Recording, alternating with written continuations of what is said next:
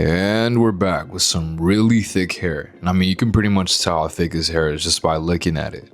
But anyway, don't mind the peanuts here, that's just for content. If you're new here, I always do this just for content purposes.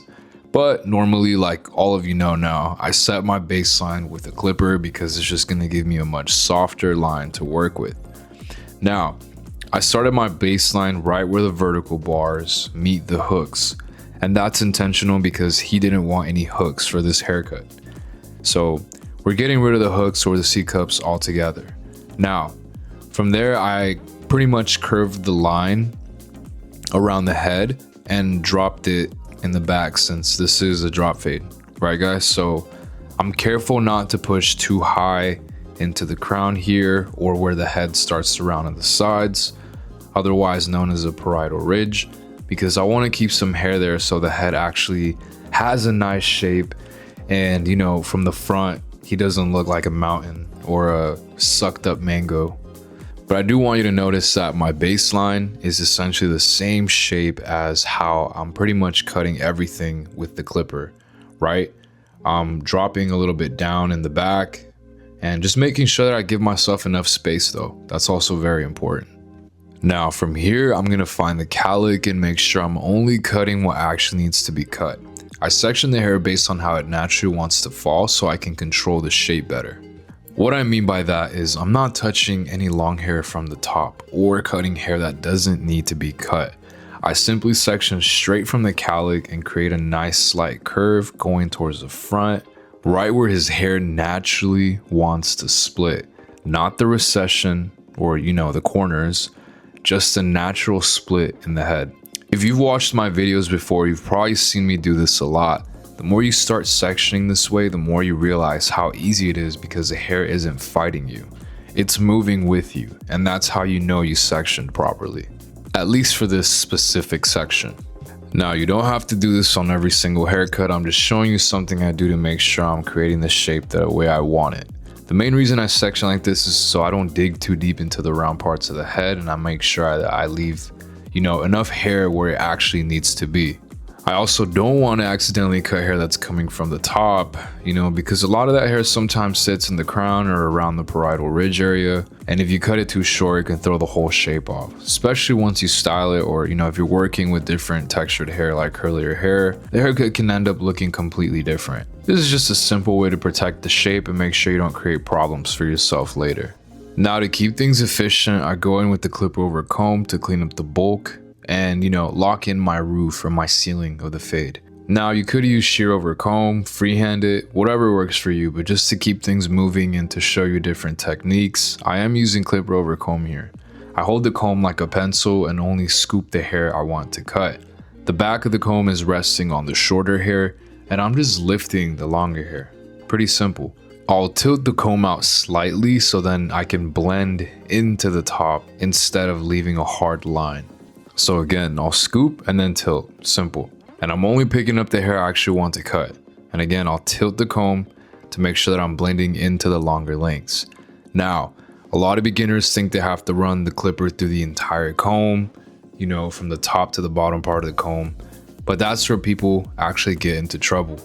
When you do that, the hair you don't want to cut can get caught in the comb, and next thing you know, you're cutting into lengths or areas you didn't mean to touch. So keep it simple and controlled and only go over the hair you want to cut, and don't feel like you need to use the whole comb every time. After I was done with that, I went in and softened up my ceiling or the roof of the fade using my thinning shears. By now, if you've been watching me, you already know how much I love these things. And if you're new, I'm telling you right now, go back and watch my other videos because I've explained this a lot, and I even have a full video just on thinning shears. Now, this is something a lot of barbers don't really talk about. There's a lot of methods out there with this guard and that guard, this system and that method, but what people don't tell you is not every head is the same.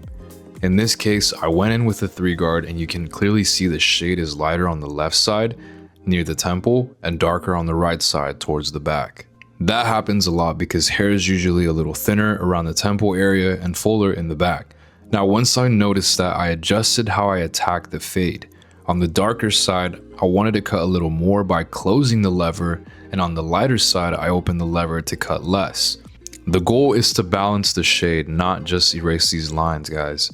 That realization completely changed how my fades started looking, because a good fade is really about even contrast and consistent shade all the way around. So with his hair being really thick, after using the half guard to set my first guideline and then the 1.5 to set the guideline above that, I actually treated each side a little differently. When I went in with the 1.5, I opened the lever on the left side because the area is lighter, and I kept the lever more closed on the right side where the hair was darker.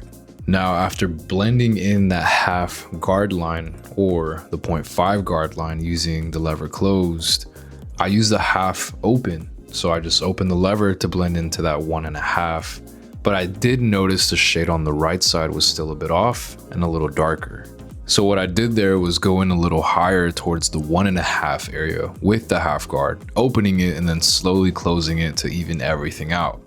Now, on the left side though, just closing the 1.5, slightly angling the blade inward was enough to blend that half guard line into it.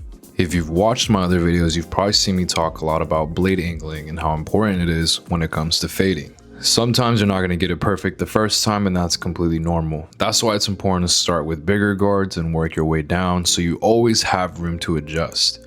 Every head is different, and the goal isn't just to erase lines, guys. It's to balance the shade all the way around. So here's just one quick way to think about it. Cut more where it's darker, cut less where it's lighter, and focus on keeping the fade even instead of following one strict method every time. But I guess what I'm really trying to say is, yeah, I mean, you're gonna see a lot of methods out there. This guard system, that guard system, again, all of that, and that's fine. But what's more important than the method itself is understanding the fundamentals behind it. Things like how you're angling the clipper blade, in or out, when to start with bigger guards, how to actually look at the head and assess it, right? And even paying attention to the texture of the hair, the density of it. Is it thick? Is it thin? Is it really curly? So if you're trying to method, stick with it for a bit, but if it's not clicking, don't immediately write it off or say it doesn't work. Ask yourself if maybe you're angling the blade too much, not flaking enough, or putting too much pressure. A lot of times it's not the method, it's the details behind it. All of this is really just me sharing what clicked for me, not pushing one specific method, guys. The goal is for you to understand the why, so eventually you can develop your own way of fading or just find something that truly works for you. That's really what I want for you guys. But after this, I go in with my favorite tool, my favorite way to detail and blend at the same time. All I'm doing here is using my tapered comb as a guard to pick up the hair I want to cut with the thinning shears. I'm not putting the thinning shears on the scalp at all, and that's exactly why I use the comb, guys. It gives me control and keeps things safe. For the next couple minutes though, 2 to 3 minutes, all you'll see me doing is detailing and applying what I talked about earlier, cutting more in the darker areas to match the lighter areas. Again, the goal here is to just even everything out and leave a really clean, smooth blend with a consistent shade all the way around the fade.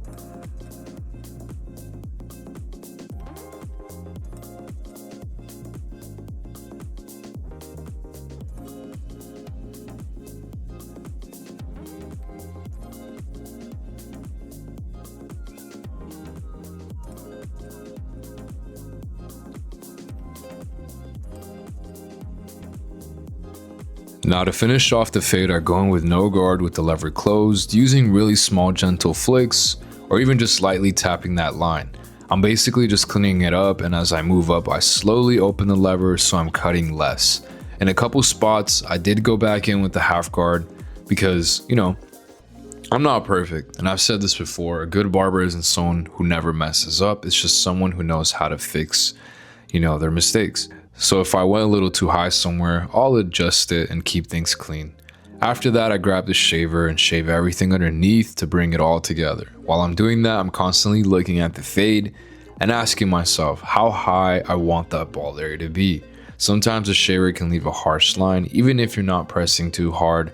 So if that does happen, like it did happen here, I'll just tap it, I'll tap it out with the trimmer. And if I mess it up with the trimmer, it's all good. I'll just go back in with the clipper and keep blending until everything looks right. Nothing complicated, just gentle flakes, taking my time and staying relaxed with it. One thing I will say, I've always enjoyed detailing and taking my time with haircuts. I'm more quality based than speed based, as some of you may know now. Even outside of filming, I like getting to know the person in the chair and building that connection. And honestly, that's just a big reason I've been able to keep such a solid clientele over the years. And a lot of the people I cut now, even at over $100 a haircut, are people that have actually been coming to me since I was charging $7. And I'm really grateful for that. But yeah, guys, after this, I just lightly touched up his vertical bars and enhanced them a bit just to make them pop. I didn't show the beard work in this video though, but I do have a short clip of it on my Instagram if you want to check that out. Overall, it's the same concept I talked about earlier. You set your guidelines and then you slowly make the darker areas lighter, so everything blends into one clean, consistent shade. Nothing crazy. Now, if you guys want, I'm more than down to do a full beard tutorial one of these days and really break that down too. Just let me know in the comments what kind of beard you want to see. Other than that, thank you guys again for watching. We're going to keep it coming and there's a lot of new content on the way. But please, please, please, please, please, please let me know what you want to see next, because I don't want to keep posting the same haircut over and over. Or if I am, please guys, let me know. I honestly don't really care about views or any of that. I just want to make sure I'm putting out stuff that actually helps you guys. But those of you that are watching me, one thing I do care about is if you subscribe and you at least comment something that might actually help somebody out. It could be a question, it could be a tip, it could be something you learned, it could be some kind of critique, whatever, right? But yeah, guys, either way, I appreciate all of you. Thank you guys so much for the support. Much love, and I'll see you guys in the next video. Peace.